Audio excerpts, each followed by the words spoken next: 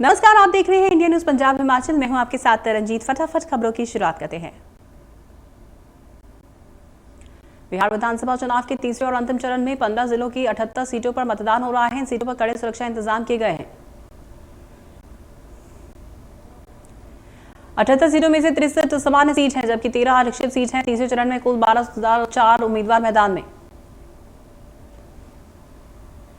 बिहार विधानसभा चुनाव के अंतिम चरण में एनडीए के घटक वीआईपी के मुखिया मुकेश सहनी और जेएपी अध्यक्ष पप्पू यादव की प्रतिष्ठा दांव पर है। मुकेश सहनी सिमरी बख्तियारपुर सीट से, जबकि पप्पू यादव मधेपुरा सीट से किस्मत आजमा रहे। प्रधानमंत्री मोदी ने ट्वीट कर लोगों से लोकतंत्र के इस पावन पर्व में भागीदार बनने की अपील की। लिखा कि नियमों का पालन करते हुए वोटिंग का नया रिकॉर्ड बनाएं। केंद्रीय गृह मंत्री अमित शाह ने कहा कि बिहार में तीसरे और अंतिम चरण के सभी मतदाताओं से अपील करता हूं कि आप अपने मत अधिकार का उपयोग कर अधिक से अधिक संख्या में मतदान करें।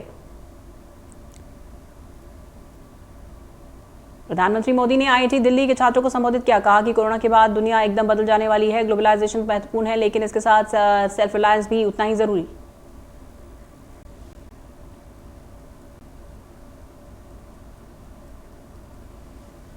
पीएम मोदी ने कहा कि आज भारत अपने युवाओं को ईज ऑफ डूइंग बिजनेस देने के लिए प्रतिबद्ध है, ताकि ये युवा अपनी नई खोजों से करोड़ों देशवासियों के जीवन में परिवर्तन ला सके। पीएम मोदी ने छात्रों से अपील की कि वो नए इनोवेशन लेकर आए। देश में स्टार्टअप के लिए अपार संभावनाएं हैं। देश हर क्षेत्र की अधिकतम संभावनाओं को हासिल करने के लिए नए तौर तरीकों से काम कर रहा है। प्रधानमंत्री मोदी ने कहा कि टेक्नोलॉजी की जरूरत और इसके प्रति भारतीयों में आस्था, यही आपके भविष्य को रोशनी दिखाती है। पीएम ने कहा कि आपको नए मंत्र को लेकर काम करना होगा। ये मंत्र है कि आपकी नजरें क्वालिटी पर रहें, आप इससे कभी समझौता ना करें।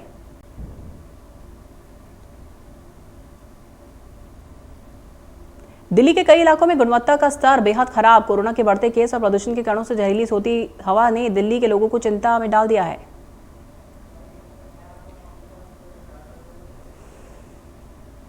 राजधानी में प्रदूषण का स्तर बढ़ने से हवा लगातार जहरीली होती जा रही है। प्रदूषण की वजह से आसमान में सुबह शाम स्मॉग की चादर छाने लगी है। दिल्ली एनसीआर में स्मॉग के कारण विजिबिलिटी काफी कम हुई। कई इलाकों में हवा की गुणवत्ता खराब, जबकि कई इलाकों में हवा का स्तर बेहद खराब।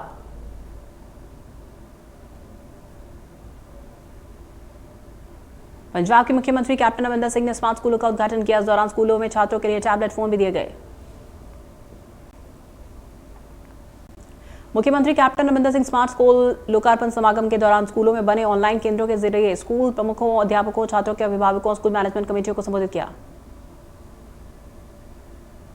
विधानसभा हलकों में स्थापित डिजिटल केंद्रों के जरिए कैप्टन अमरिंदर सिंह ने एक स्मार्ट स्कूल का उद्घाटन किया।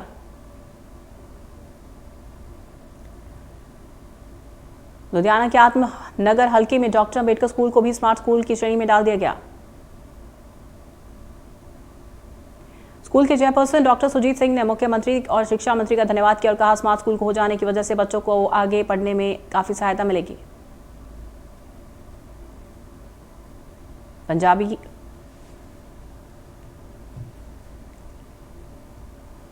शुक्रवार को पूर्व केंद्रीय मंत्री हरसिमरत कौर बादल बठिंडा पहुंची और केंद्र सरकार के साथ कैप्टन सरकार पर जमकर निशाना साधा। हरसिमरत कौर बादल ने कहा कि कांग्रेस और केंद्र सरकार मिलकर किसानों को गुमराह कर रही है और हर कोई किसानों के नाम पर सियासत कर रहा है।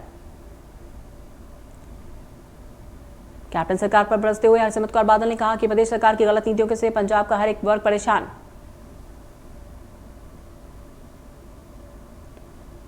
वहीं मुख्यमंत्री कैप्टन के दिल्ली में प्रदर्शन को हरसिमरत कौर बादल ने महज दिखावा करार दिया।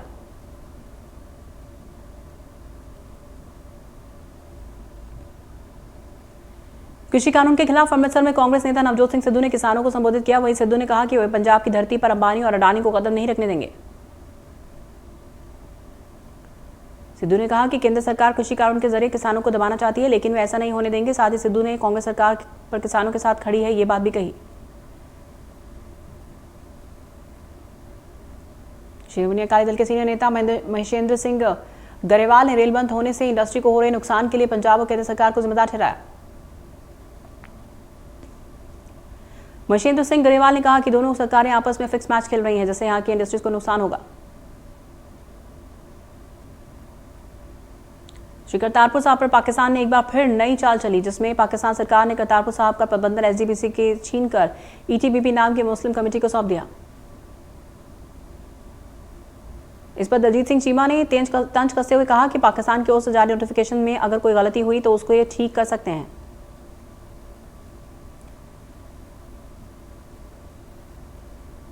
धुरी में आंगनवाड़ी कर्मचारियों ने पंजाब सरकार प्रशासन के खिलाफ प्रदर्शन किया, जिसको लेकर आंगनवाड़ी कर्मचारियों ने एसडीएम दफ्तर के बाहर प्रदर्शन किया। प्रदर्शनकारियों ने एसडीएम को अपनी मांगों को लेकर ज्ञापन भी सौंपा। आपको बता दें कि आंगनवाड़ी कर्मचारियों ने बच्चों के दाखिले और नौकरी पर वापसी को लेकर प्रदर्शन किया।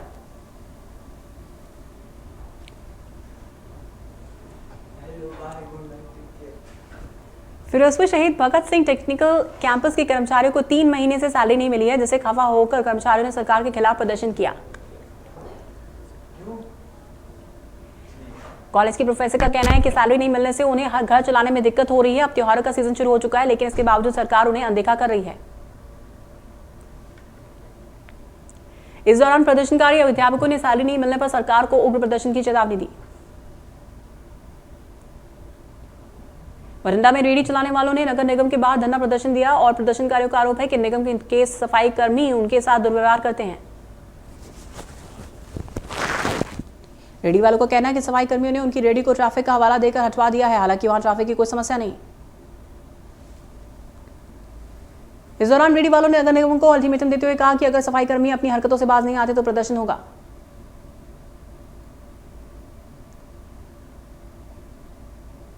बठिंडा में पुलिस ने नकली करेंसी का कारोबार करने वाले 2 आरोपियों को गिरफ्तार किया, जिनके पास से 9 लाख से ज्यादा नकली करेंसी बरामद।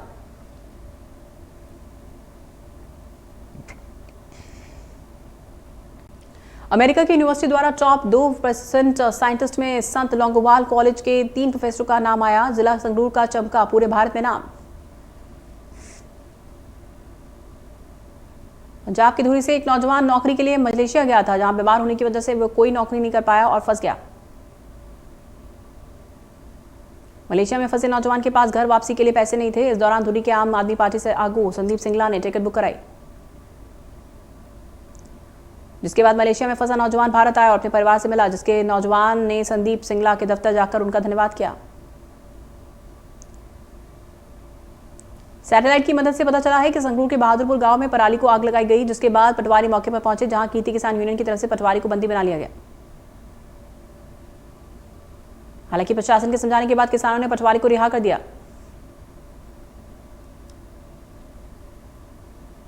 गुरदासपुर में नकली मिठाइयों के खिलाफ स्वास्थ्य विभाग सख्त हो गया है, जहां स्वास्थ्य विभाग ने बड़ी कार्रवाई करते हुए फफूंदी लगी 50 किलो मिठाई बरामद की। गुप्त सूचना के आधार पर स्वास्थ्य विभाग की टीम ने एक ऑटो चेक किया, जिसमें 50 किलो के करीब फफूंदी लगी मिठाई मिली। स्वास्थ्य विभाग की टीम ने फफूंदी लगी मिठाई को मौके पर नष्ट कर दिया और कुछ सैंपल लैब में भेजे। बठिंडा में पुलिस ने राजस्थान के गैंगस्टर को गिरफ्तार करने में कामयाबी हासिल की। आरोपी के पास 32 बोर की पिस्टल और कुछ और हथियार बरामद हुए। पुलिस को सूचना मिली थी कि आरोपी राजस्थान से बठिंडा में हथियार बेचने के लिए आ रहा है। सूचना के बाद पुलिस ने कार्रवाई करते हुए आरोपी और उसके साथी को गिरफ्तार किया। बठिंडा में आपसी रंजिश के चलते रिश्तेदारों ने घर में घुसकर अंधाधुंध फायरिंग की। ये मामला कस्बा भागत भाई का है, जहां पर बुधवार देर रात को रिश्तेदारों ने घर में घुसकर गोलियां चलाई। फायरिंग में एक व्यक्ति की मौत, जबकि 3 लोग जख्मी हुए। जख्मी हुए लोगों को अस्पताल में भर्ती कराया गया। सूचना पाकर मौके पर पहुंची पुलिस ने मामले को दर्ज कर कार्रवाई शुरू की। हाल ही में पंजाब के भिकिविन के नजदीक हुआ बड़ा हादसा। हादसे के दौरान मशहूर सिंगर सुजीत भुल्लर के भाई और एसआई बख्शीश सिंह की मौत। जालंधर अमृतसर हाईवे पर अज्ञात वाहन की चपेट में आने से मोटरसाइकिल सवार 2 युवकों की मौत। मृतकों की पहचान अभिषेक और अर्जुन के रूप में।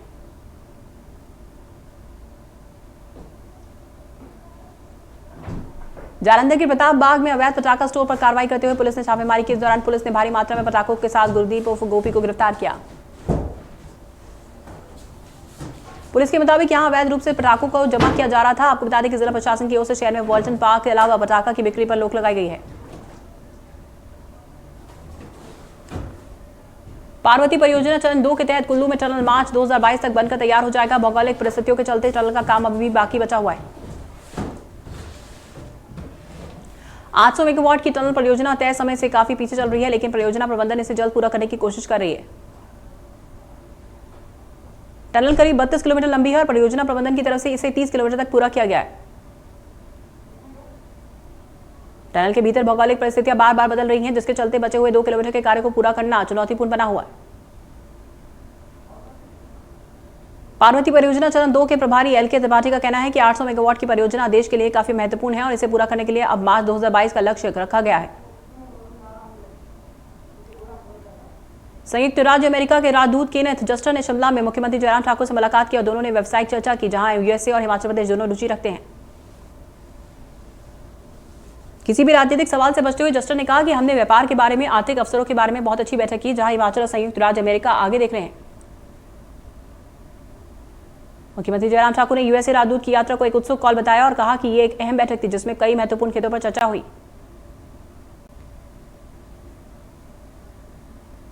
हिमाचल प्रदेश में बीजेपी सरकार के मंत्रिमंडल में फेरबदल की संभावना देखी जा रही है। ऐसे में दिल्ली के 1 दिवसीय दौरे पर सीएम जयराम ठाकुर जाने वाले थे, जो कि रद्द हो गया। सीएम जयराम ठाकुर ने कहा कि कोरोना के साय की वजह से ये दिल्ली नहीं जा पाए, साथ ही उनका मंत्रिमंडल से कोई लेना देना नहीं। हिमाचल प्रदेश के मुख्यमंत्री जयराम ठाकुर ने वीडियो कॉन्फ्रेंसिंग के जरिए मेडिकल यूनिवर्सिटी और मंडी की वेबसाइट का शुभारंभ किया। ऊना विधानसभा क्षेत्र के तहत पढ़ते 11 प्राइमरी, मिडिल और वरिष्ठ माध्यमिक स्कूलों को प्रदेश सरकार की तरफ से 35,68,000 रुपए की राशि जारी की गई। विधायियों के अध्यक्ष सतपाल सत्ती की अध्यक्षता में हुए एक सादे समारोह में चिन्हित स्कूलों को जारी राशि के चेक वितरित किए गए। सतपाल सत्ती ने कहा कि प्रदेश सरकार सरकारी शिक्षण संस्थानों को बेहतर बनाने का प्रयास कर रही है, ताकि अभिभावकों को सरकारी स्कूलों की ओर आकर्षित किया जा सके। नाहन में doctor YS Parmar medical college में एक कार्यक्रम का आयोजन हुआ, जिसका आयोजन कॉलेज के नर्सिंग कर्मचारी महासंघ की नवगठित कार्यकारिणी की तरफ से किया गया। इस कार्यक्रम में सभी कर्मचारियों ने हिस्सा लिया। आपको बता दें कि कार्यक्रम की अध्यक्षता स्थानीय विधायक डॉक्टर राजीव मंडल ने की।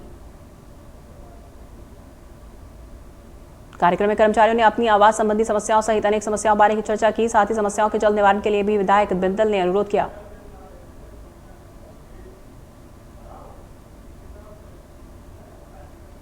सिरमौर के सभी शिक्षा खंडों के कर्मचारियों के लिए बैठक का आयोजन हुआ, जिसमें स्कूल में खुलने के एसओपी पर विस्तार से चर्चा की गई। इससे पहले ऑनलाइन बैठकें हुआ करती थी, लेकिन आज ऑफलाइन बैठक का आयोजन किया गया ताकि सभी अपने विचार कर सके। डाइट नाहन की प्रिंसिपल ऋषि पाल शर्मा ने बताया कि सरकार के दिशा निर्देशों के मुताबिक पहली ऑफलाइन बैठक हुई, विस्तार से चर्चा की गई।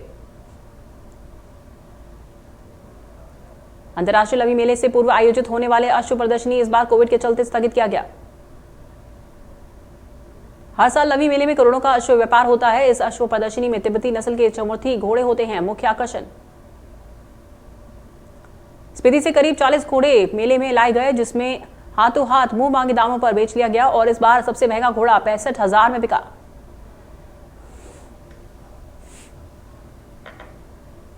अंतर्राष्ट्रीय दशहरा उत्सव में देवी देवताओं को नहीं बुलाने पर देवी देवता नाराज चल रहे हैं और उन्हें मनाने के दौरा भी जारी है। ऐसे में देवी देवताओं के आदेश पर रघुनाथ मंदिर में 16 नवंबर को छोटी जगती का आयोजन किया गया।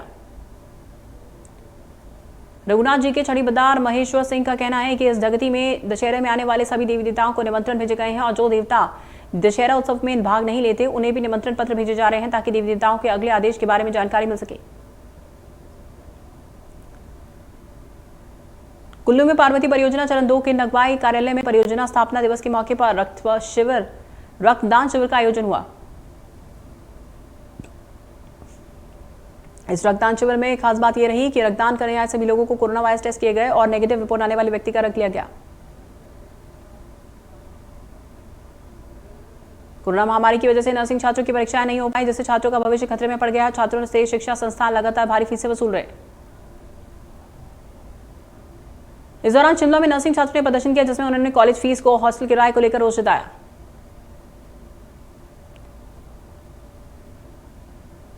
दुनिया में कोरोना के 4 करोड़ से ज्यादा संक्रमित केस, 12 लाख से ज्यादा मरीजों की मौत।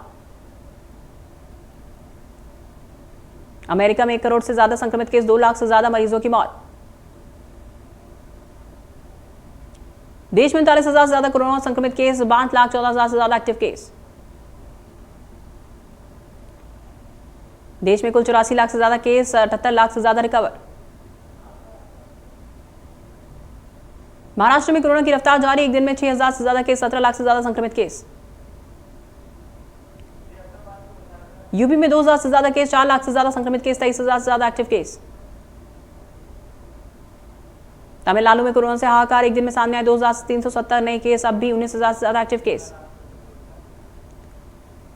राजस्थान में कोरोना के 16,000 से ज्यादा एक्टिव केस, एक दिन में 1,000 से ज्यादा केस सामने आए, मरीजों का आंकड़ा 2 लाख के पार। आंध्र प्रदेश में एक दिन में सामने आए 2,000 से ज्यादा केस, मरीजों का आंकड़ा 8 लाख के पार। राजधानी दिल्ली में रिकॉर्ड 7,000 से ज्यादा केस, 4 लाख से ज्यादा संक्रमित केस, 39,000 से ज्यादा एक्टिव केस। हरियाणा में कोरोना के 2,000 से ज्यादा केस, 1,533 लोग ठीक हुए, कुल मरीजों का आंकड़ा 1 लाख के पार।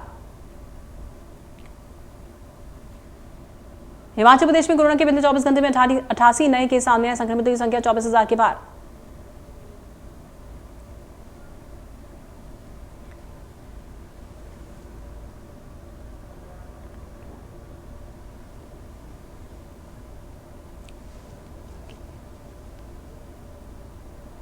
हिमाचल में कोरोना से 20,000 मरीजों में कोरोना को मात दी, जिसके बाद 3,000 से ज्यादा एक्टिव केस।